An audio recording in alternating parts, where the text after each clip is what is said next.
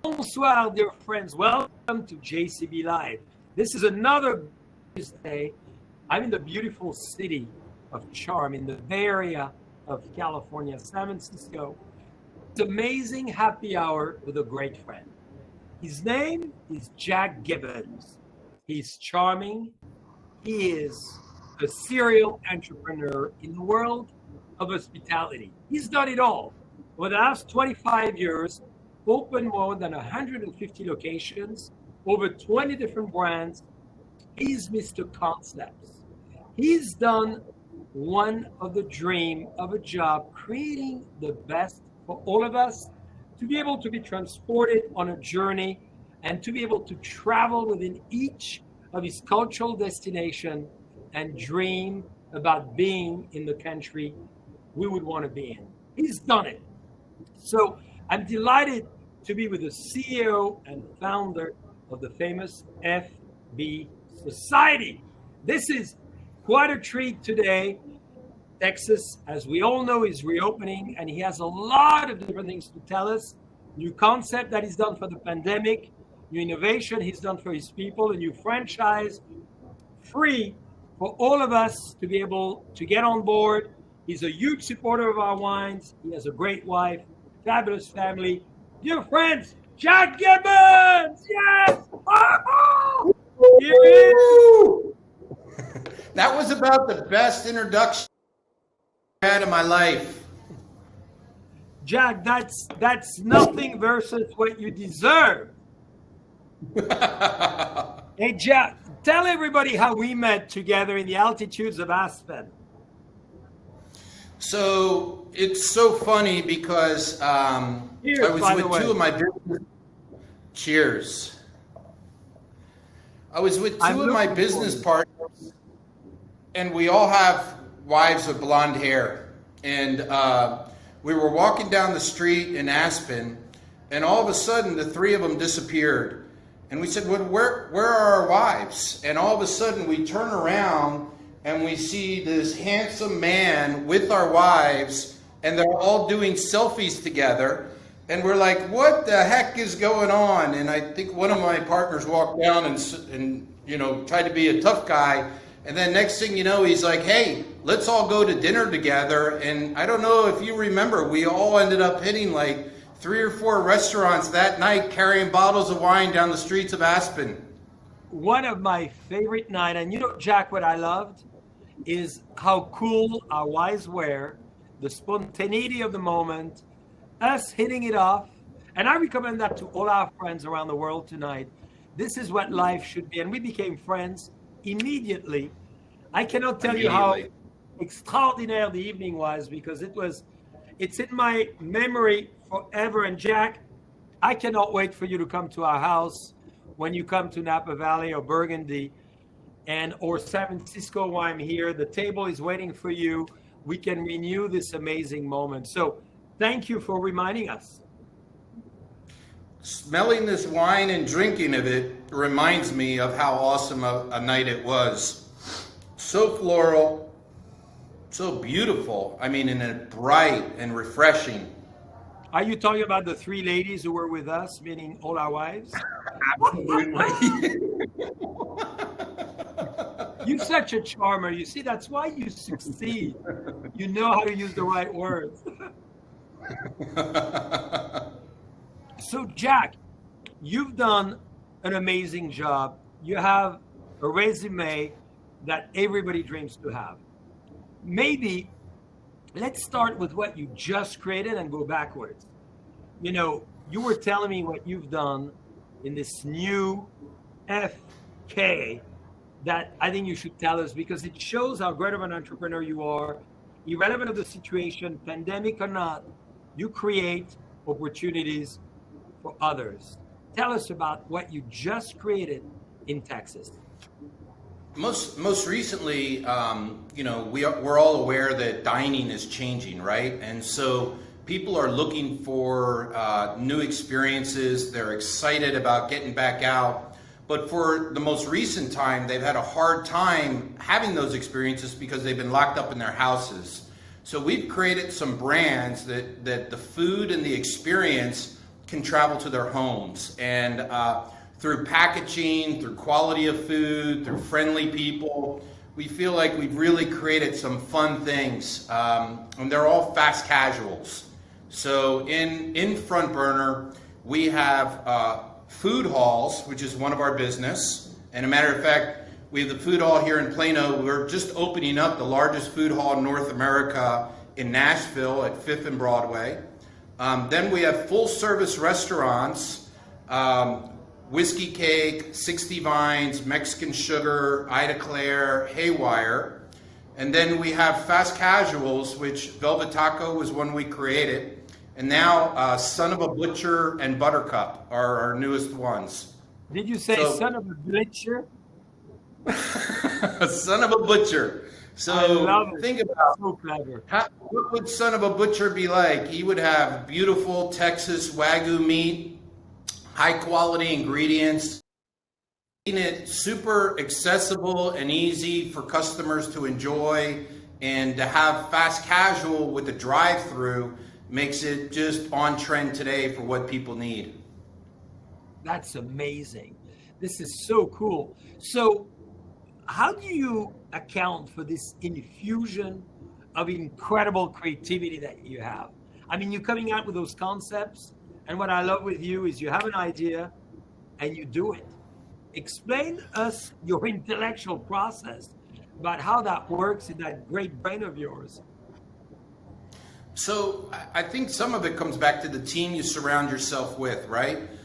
You need to have people who are smarter than you, who have a broad array of experiences, because you all have to play off each other for the best results to come out. So there's never one guy or one person, it's always a team that thinks through this and says, hey, that's a good idea, but here's a great idea.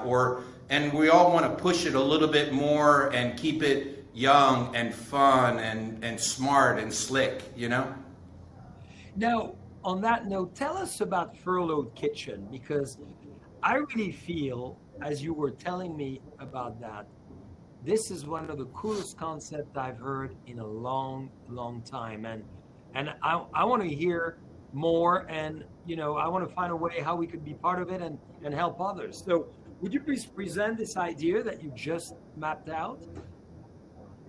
Yeah, so as the pandemic was going down, and we had to furlough our employees. It was one of the saddest days I ever had. I mean, I was crying on the way home that night that we had to let 2,000 people go. We had no business. We were closed down. It just was heart-wrenching. So as our catering division, we were going to close down, and we thought, why don't we keep our catering division open? We'll just fund it, take all the food from the restaurants, and just give it away to all the people across Dallas who were just furloughed. So we ended up keeping our employees, having all of our vendors and partners all came to the rescue and brought all kinds of product.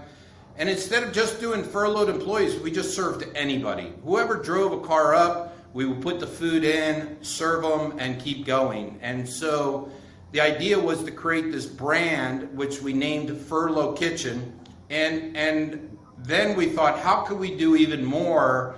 We'll just give the assets of this brand as a franchise for free to anybody who could take their closed restaurant and help other people. This is brilliant. So people apply, and explain us the process. So you give them the menu that they ought to follow and the ingredients. And do you expect anything back even in the franchise, or just the name and the concept? Absolutely nothing. So what we do is basically give them a roadmap. They can actually serve any food they want. We give them safety, health, information, basic things to start a restaurant. Yeah. We actually had a couple chain restaurants that reached out to us, and one of them opened 4 of their restaurants up as Furloughed Kitchen, where they just put a banner up. The assets that we have is the logos, the names, and then how do you just help your neighborhood? How do you connect to different people and your vendors to help, put it all into one package to help, connect to your community and help people. That's amazing. So how many do you have already? So it's a pop-up. So it was active during the pandemic. We served hundreds of thousands of meals. We closed down, and then during the most recent ice apocalypse that we had here in Dallas, we popped it back up to help out a couple specific, the family place in Dallas. That's a woman's shelter here that needed a lot of help because where they were, the pipes kept busting, and so we just, it's the idea of it's our mission-based business that whenever there's something going on, we want to be able to be there to help others. This is amazing. Wow. And so you had 10 opens, mainly in Texas or even beyond the state of Texas? Yeah, they kind of, some of them were out of Texas. Primarily, most of them were in Texas. And, I think they did the same thing. They opened up during the pandemic, served people. Then as things got back to normal, they went back to their normal business. And if there's ever a problem or a need or something that people need help with, we're going to look forward to how do we evolve this idea and this brand to just help people. And so what's your expectation in the long term? How would you like to see it taking shape? And from today, in fact, give us maybe the website to go to so people can inquire immediately about it. Because, we're not sheltered, as we know, of natural catastrophes, fires, pandemic. It's probably going to be a growing thing, so we all need to be prepared. So give us all the clues now if people want to contact you. Yeah, it's under www.furlough.kitchen, and the big thing about it is we're as we're an entrepreneur, and this all just happened. We're evolving, and we think that this idea of every organization should have a mission-based part of it. It's kind of why it's not just we don't just serve food. We get up to serve people, and when people are in need, I think every business should have a way that they can connect and help people. So how it can evolve, I think we are an entrepreneurial group, and I don't know what it's going to look like in the future, but it's just going to get better and more interesting and more exciting. I love your answer. That's what I love about you, and I want to recommend everybody on this wonderful time together with Jack is we don't have to always have a clear vision of always how things fall into place. Let's do them. And as you grow them, you evolve. And I love your attitude. You're a doer. So, Jack, give us a sense of where you see food in Texas and in America overall going, because you have so many great concepts. As an introduction, you said we're going to see an evolution of the restaurant and hospitality. What's your version of it? So our version of, we think about food, it's got to be something that's connects to the local. So we use chefs, local sourcing, which is we are so excited about moving into fast casual because fast casual traditionally doesn't use local chefs. So when we create a fast casual, our meat purveyor is 30 miles up the road growing Wagyu cattle. It makes for a unique, differentiated experience. So where food is going is better quality, more transparency in where it comes from, how it's taken care of. And also too, I think there's a need for food sensitivities are growing so much with our customers. Gluten-free, people with keto diets, vegetarian. That's where we're going. Is we want to take all those customers that have unique situations and make them into loyal fans. Yeah, so you really adapt as well to the evolution of the dietary restrictions and all of that. Define further for us this new definition in the restaurant world, fast casual. If you could go a little deeper than... Yeah. That's a good point because it's confusing. There's QSR, which in my version of it is people that go through a drive-in that they order at the drive-in. Then there's fast casual, which is a little step up from that, where it's usually better quality food and sometimes has a drive-through and sometimes it has a an order online pickup window. So which tends to be more the trend. And then I think there's another category that's evolving that we call polished fast casual. And in polished fast casual, you'll see local sourcing, you'll see better quality, you'll see, again, all technology. So this whole idea of where you can go as a unit and drive through, your order's already been placed online. You don't have to wait, you just drive through, you pick it up.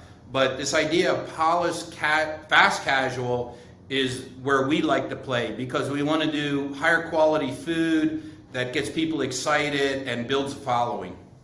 Yeah.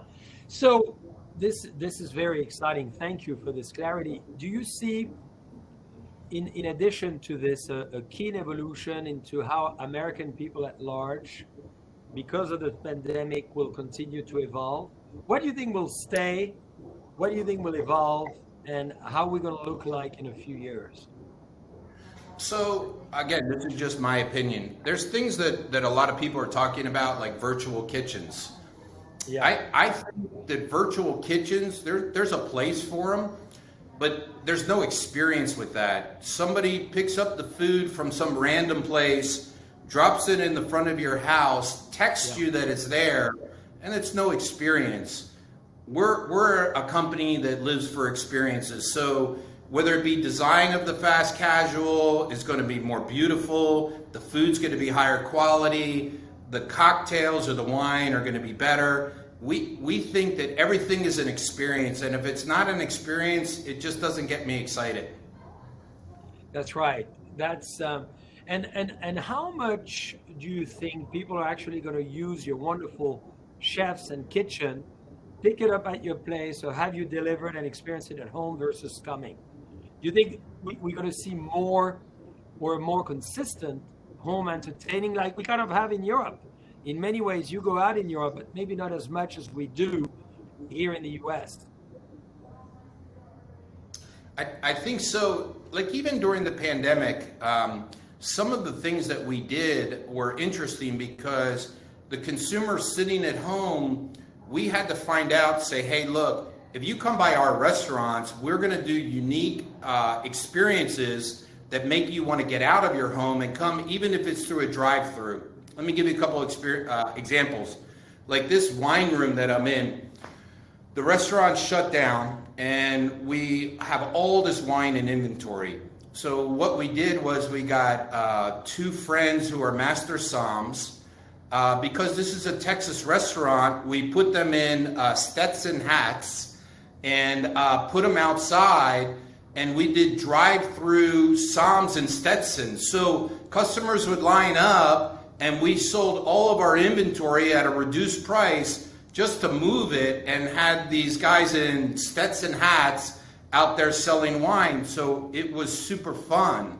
And at our Mexican restaurant, Mexican Sugar, where people came through the drive-through, we put mariachis outside, and the mariachis were playing. So when you picked up your food, it gave you an experience that just wasn't another boring thing. It was super fun. So Jack, we're enjoying this amazing red wine. Tell us your inspiration behind it, and you know what builds your empire is based on inspiration as well.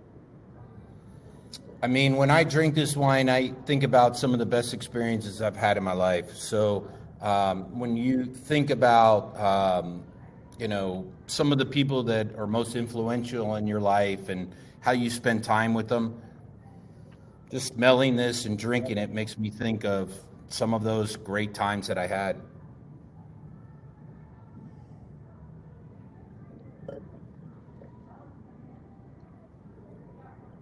As with you. So Jack, tell us, how was it to launch your first restaurant group? I mean, you ran the Front Burner. That's an amazing organization. Tell us how you got about doing this. I mean, you know, people now have realized the spectrum of your reach, and it's pretty amazing. So I was very fortunate. I have a great partner who early on I was with, I don't know if you've ever heard of the Pappas Group. It's a group out of Texas, it's a regional group with Pappas Brothers Steakhouse, Papados, and Papacitos. And Randy DeWitt really recruited me to say, hey, Jack, look, you're an employee with these guys. You have a big role, but, you know, if you come on with me, I'll make you my partner, and we will really go out and do exceptional projects and work together to create interesting new brands. And that was something that was just so exciting. So at that time, I left Pappas Restaurants and came on board with Randy, which was risky at the time. It was a very small company. And but we saw the opportunity of doing restaurants that had better food, more interesting brands that were fun and experiential. And since then, it's been nothing but great times. Yeah, that's incredible. And what, you know, share with us what really inspires you in general, you know, and more specifically to create all those various concepts as different as they are from one another. So I think one of the things is travel, right? When you go to different places in the world, it inspires you to think differently, to see people differently, to see culture differently, to see food differently.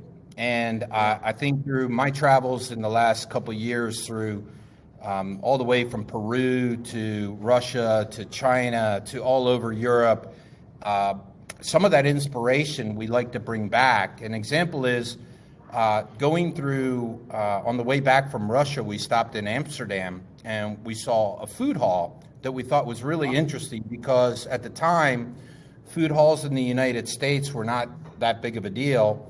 And the difference was this food hall in Amsterdam, the people who owned the food hall ran the bars. And we know that we are restaurateurs.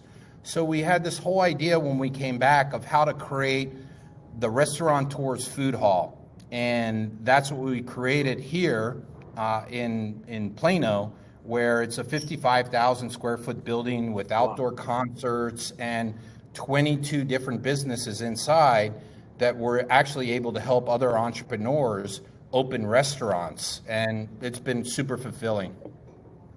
That's very cool. So you get your inspiration from, obviously, your travels. I know some of your children are far away as well in the world. Does that help you as you go and visit them to think about something new?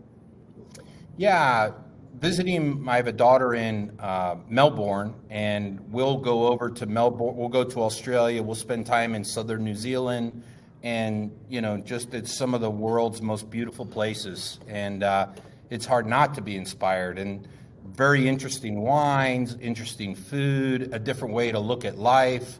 It's beautiful. It just helps you grow as a person. For sure. Is there something you're working on you want to share that is going to be new soon? I'm sure there's 3 of those, but one maybe you at ease to share? Yeah, one that actually I think you don't even know that you inspired was Randy took a trip out to Napa or Yountville and was out there and saw some of the things that you were working on at the museum out there. And he said, wow, how do we democratize wine to make it so it could be so easy and people could come in and get what they want? And we have a new brand that we're working on called Venatopia. And at Venatopia, the idea is you could come in, it has machines that you could either get an ounce, 3 ounces, or 6 ounces, and it has 50 different choices. So you can choose the size you want. And the part that he really liked at your place is that he could get Screaming Eagle, and he could try an ounce of Screaming Eagle and say, wow, now I know what it tastes like, right? So this whole idea of being able to choose, and if you want to try Sauvignon Blancs, you could try one from France, one from New Zealand, and one from California. So it sort of does play on a little bit of our sustainability platform that we created at 60 Vines. But this idea, we think you could come in, you could try these, and then you could order a case, you could order a bottle, we could sell it to you online, we could ship it to your house, And we think this is a scalable model that could really make wine so accessible through the whole country. It could be super fun. I love it. I love it. And you know, at the Oakville Grocery, as you said, in the museum, we have 50 wines like that on wineries. Yeah. Difficult to see. We maybe not even have a tasting room, and an ounce could be $120. People are excited to try. So I agree with you. I'm so glad we could be part of your little phenomenal future Venatopia empire. You inspired us. Jack, I love it. Well, thank you. This is what mutual aspiration and inspiration. That's the beauty of it. Now, what is your dream?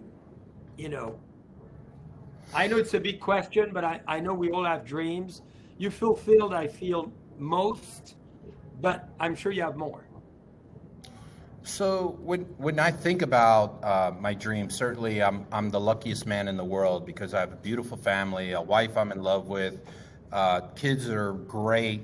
So right now I feel like I'm living my dream. I get to wake up every day and think about new concepts, new ideas, and how to turn those ideas into stories and how to share those stories and collect those stories. And so I have to say I'm living my dream probably more than I ever believed I would. Wow, this is great. Now, I know we've taken a lot of your great precious time, but what a story, what an empire, what exciting experience you've created all over the map, which is great. Now, as we conclude tonight on this amazing day of March, no more mask in Texas, things are opening up. How do you feel about that? A little conflicted, you know. We are at 100%, but our team is still wearing masks. I think we still have to be careful. You know, I think, you know, Texas is a different kind of state that they are giving you personal liberty to make your own decisions. I love that about Texas. Don't want to change that. Yeah. But I think that we're going to take the safer path of being careful and keep our team in mass and be responsible. And as the vaccine becomes more available and, you know, more people have it, I can't wait till this summer when everything's back to normal. Everybody has had their immunization and everybody is back to everything being back to the way it should be.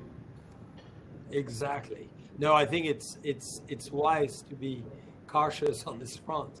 Now, maybe you want to leave us with a big message. I know we always leave our interview with the great entrepreneur that you are. Maybe you want to send a message to all of us in the world as far as your words of encouragement to all of us.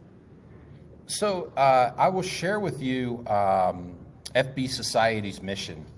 And what it is have the courage to dream about new ways to do things. And I think that if you just do the safe path, it may not be the right path. I think you have to have the courage to really dream bigger, think bigger, and try new exciting things, or else, you know, it doesn't get as exciting or as fun or interesting or as successful. And I think, you know, we seek inspiration, but it's out there. People are doing unbelievable things in the world today, and it's an amazing time to be here. And you recommend, obviously, to convert those dreams into action.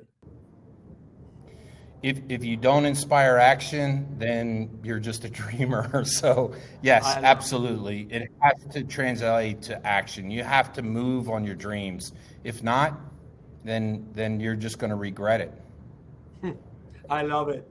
Well, Jack, I want to thank you immensely for this incredible time within your empire, your great organization, your fabulous people, your great support to your community, your great creation in spite of the pandemic, and to our friendship that started so spontaneously and that is so alive. Thank you so much, Cheers. Jack, and to your continued success.